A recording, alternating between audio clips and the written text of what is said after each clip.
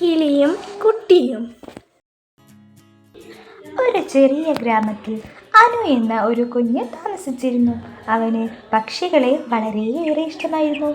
ഓരോ രാവിലെയും വീട്ടുമുറ്റത്ത് മരപ്പുറത്ത് വന്നിരിക്കുന്ന ഒരു പച്ചക്കിളിയുമായി അനു വളരെയധികം സൗഹൃദത്തിലായി. കിളി അനുവിനോട് ചിരിച്ചും പാടിയും സമയം ചിലവഴിക്കുമായിരുന്നു. എന്നാൽ ഒരു ദിവസം അനു ആ കിളിയെ പിടിച്ച് വീട്ടിൽ കെട്ടിവെക്കണമെന്ന് വിചാരിച്ചു. ഇങ്ങനെ ചെയ്താൽ കിളി എപ്പോഴും എൻ്റെ കൂടെയുണ്ടാകുമെന്ന് അവൻ കരുതി. അനു കിളിയെ പിടിച്ച് കൂട്ടിലടച്ചു.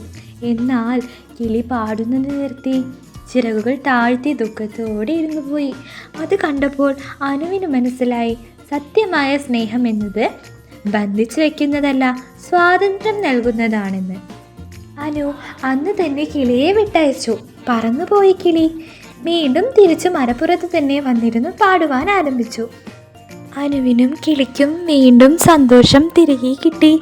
അവർ അങ്ങനെ ഒരുപാട് കാലം പരസ്പരം സ്നേഹത്തോടെ ജീവിച്ചു. Don't forget to like, share, and subscribe for more fun.